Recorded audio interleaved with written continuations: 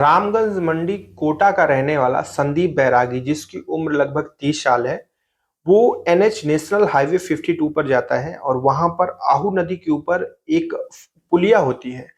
वो लगभग पानी से 50 फीट ऊपर पुलिया बनी होती है। वहां पर जाता है, 2-3 मिनट इधर उधर देखता है कि कोई उसे देख तो नहीं रहा है, और देखने के बाद वो अचानक से जो सुरक्षा घेरा बना होता है उससे वो नदी में कूद जाता है। उसका पूरा उद्देश्य था कि अब वो खुद को खत्म कर लेगा, लेकिन कहते हैं कि जब जिसका वक्त आता है तभी वो जाता है। कूद तो जाता है, लेकिन जैसे ही वो कूदता है वहां पर कुछ मछुआरे रहते हैं जो उसे कूदते हुए तुरंत ऑन द स्पॉट देख लेते हैं और तुरंत पानी के अंदर वो भी कूद जाते हैं और इसको निकालकर बाहर लेकर आते हैं। यानी कि संदीप बैरागी जो आत्महत्या करने के उद्देश्य से कूदता है, लेकिन उसकी आत्महत्या नहीं होती है और वो भगवान की, ईश्वर की कृपा से बच जाता है। लेकिन जब वो नीचे आकर बैठता है तो 5 मिनट पहले वो रिलैक्स करता है, थोड़ा आराम करता है, उसके अंदर थोड़ा ऑक्सीजन आती है, सांसें वासें लेता है। फिर वहां पर लोग इकट्ठा हो जाते हैं और उससे पूछने लगते हैं कि कौन हो तुम और क्यों तुम खुद को मारना चाहते थे। जब उससे पूछने लगते हैं तो संदीप बैरागी रोने लगता है, बिखल बिखल कर वो रोने लगता है। पुलिस को सूचना दी जाती है, पुलिस आती है और सेम यही प्रश्न पूछती है कि तुम क्यों मरना चाहते थे। संदीप कुछ नहीं बोलता है, सिर्फ रोता है। जब पुलिस उसकी छानबीन करती है तो उसके जेब में एक कागज मिलता है जो पानी की वजह से गीला हो गया होता है, लेकिन वो उतना गीला नहीं होता, चिपका हुआ होता है। उसको निकाला जाता है, उसको धूप में रख के सुखवाया जाता है। थोड़ा सा स्पष्ट हो जाता है कि वो एक सुसाइड नोट था जो कि संदीप बैरागी ने खुद से लिखा था। अब उस सुसाइड नोट में जो चीजें जब लोग पढ़ते हैं तो हर कोई आश्चर्य में पड़ जाता है। एक इंसान किस कदर टूट जाता है अपने जीवन से, एक इंसान किस कदर अपना सब कुछ खो देता है, अपने अपने मनोबल को खो देता है, अपने अपने विश्वास को खुद से, जो उसका जो एक होता है ना सामर्थ्य जो होता है, उस सामर्थ्य से वो टूट जाता है और फिर उसे लगता है कि आखिरी रास्ता उसके जीवन में आत्महत्या है। चलिए इस कहानी की मैं शुरुआत करता हूँ। देखते हैं कि संदीप बैरागी के जीवन में ऐसा क्या हुआ था जिसकी वजह से उसे आत्महत्या करना पड़ा। नमस्कार दोस्तों, मेरा नाम है जीआरडी और आप देख रहे हैं 9 PM विद जीआरडी। ये कहानी है रामगंज मंडी कोटा की। वहां पर एक परिवार होता है संदीप बैरागी, जिसके मुखिया होता है ये 30 साल का ये इंसान। 2018 में इसकी शादी होती है, यानी कि उस वक्त इसकी उम्र होती है 26 साल। 26 साल की उम्र में संदीप बैरागी की शादी होती है प्रिया नाम की लड़की से। दोनों का दाम्पत्य जीवन काफी अच्छा चलता है और 1 साल बाद, शादी के जस्ट 1 साल बाद ही ऊपर वाले की कृपा से इनको एक प्यारा सा नन्हा सा मेहमान आता है इनके घर में, जिसका नाम ये प्यार से प्रिंस रखते हैं। अब 3 लोगों का ये परिवार होता है, जिसमें संदीप बैरागी, उसकी पत्नी प्रिया और 4 साल का बेटा प्रिंस, जो कि इस वक्त उसकी उम्र 4 साल है।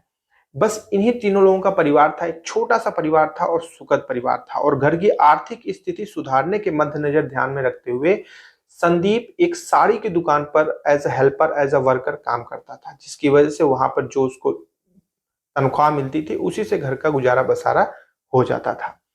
अब जहां पर संदीप बैरागी रहता था, उसी घर के सामने एक और घर था, और वो घर था धर्मेंद्र विश्वकर्मा नाम के इंसान का। अब ये जो धर्मेंद्र विश्वकर्मा है, इसकी निगाह हमेशा जो है संदीप बैरागी की पत्नी प्रिया पे रहती थी। और संदीप हमेशा जो है साड़ी की दुकान पे काम करने की वजह से वो सुबह चला जाता था और इसके बाद वो शाम को लौटता था। लगभग 8 से 10 घंटे की ड्यूटी करता था, और उस 8 से 10 घंटे में प्रिया पूरी तरह से खाली रहती थी। और इस दौरान वो भी सामने मौजूद जो धर्मेंद्र विश्वकर्मा है उससे आंख मिचोले किया करती थी।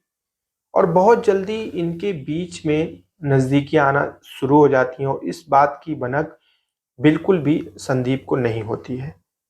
खैर ऐसे ही चीजें चल रही होती हैं, और एक दिन ऐसा आता है कि फिर इनकी नजदीकियां शारीरिक संबंध में तब्दील हो जाती हैं। यानी कि जो प्रिया होती है और जो धर्मेंद्र होता है सामने वाला इंसान, इनके बीच में अनैतिक शारीरिक संबंध बन जाते हैं।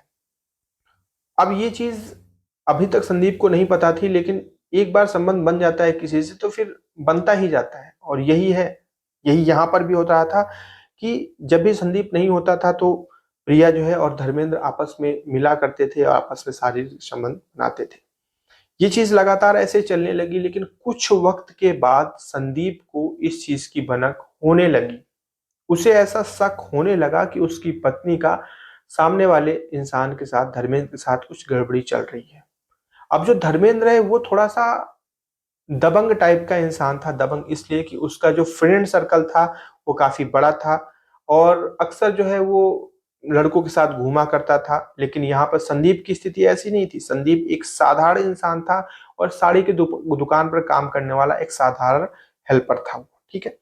यहाँ तक तो चीज़ें ठीक थी और इसके बाद जब संदीप को चीज़ें पता चलने लगती हैं तो इसके बाद एक दिन ऐसा आता है कि संदीप अपनी पत्नी प्रिया और धर्मेंद्र को रंगे हाथ देख लेता है, क्योंकि वो उस दिन ड्यूटी से जल्दी लौट जाता है और जब वो आता है तो उसे पता चलता है कि उसकी पत्नी प्रिया घर पे नहीं है। उसका बेटा तो घर पे है लेकिन उसकी पत्नी प्रिया घर पे नहीं है। और इसके बाद वो छानबीन करने लगता है इधर उधर। उधर प्रिया को भी पता चल जाता है कि संदीप आज घर पे जल्दी आ गया और वो आनन फानन में जल्दी जल्दी जो है सामने वाले घर से निकल कर बाहर आती है, धर्मेंद्र के घर से। और उसको आता हुआ संदीप देख लेता है और वो समझ जाता है तुरंत, क्योंकि वो आनन फानन में निकलती है जिसकी वजह से ये चीज समझ में आ जाती है कि अंदर कोई अनैतिक कार्य चल रहा था। फिर जब वो आती है तो फिर जो है संदीप उसके साथ बहसबाजी शुरू करता है, उससे पूछता है, अपने हक की बात करता है, बहुत सारी चीजें करता है। तो प्रिया इस चीज को स्वीकार कर लेती है कि हाँ उसका शारीरिक संबंध है सामने वाले इंसान के साथ। ये सुनकर बहुत आहत लगती है संदीप को, वो अंदर से टूट जाता है और वो कहता है कि तुम्हें क्या जरूरत थी, मैं तो तुम्हें इतना प्यार करता हूँ, तुम्हें मैंने इतना ज्यादा तुम पे अपना भरोसा दिखाया। जब से हमारी शादी हुई मैंने कभी किसी पराई स्त्री की तरफ आंख भी उठाकर नहीं देखा।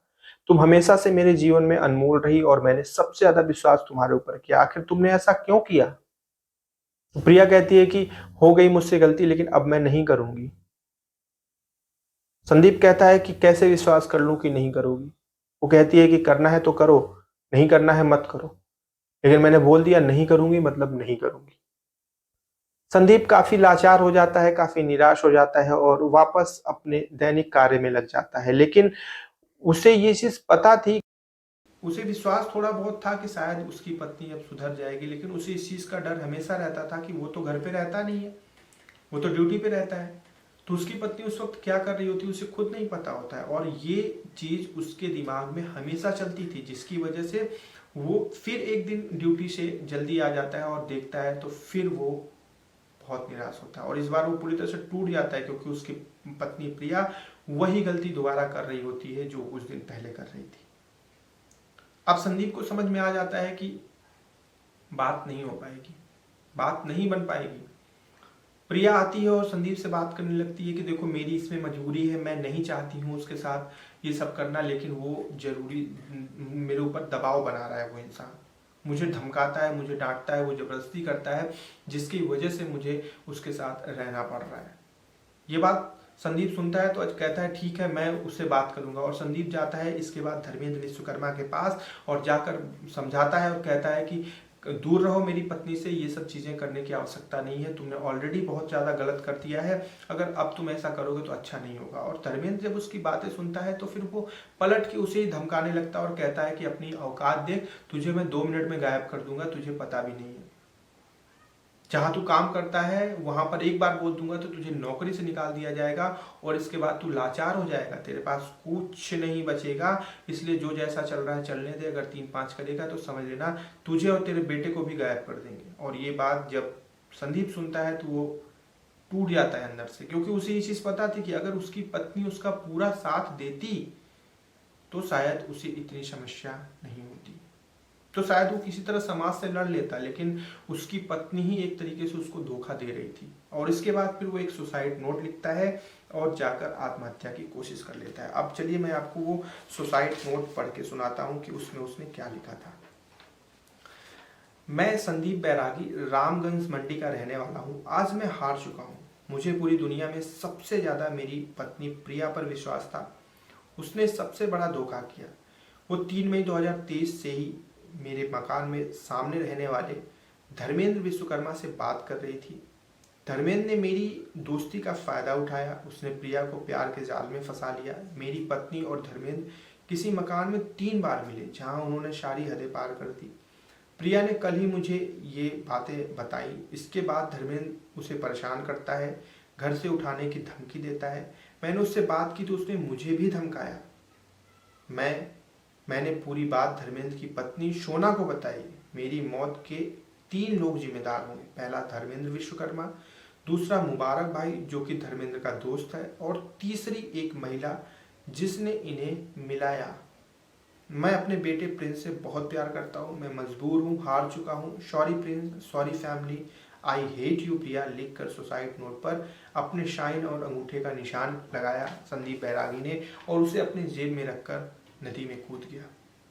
ये थी आज की कहानी।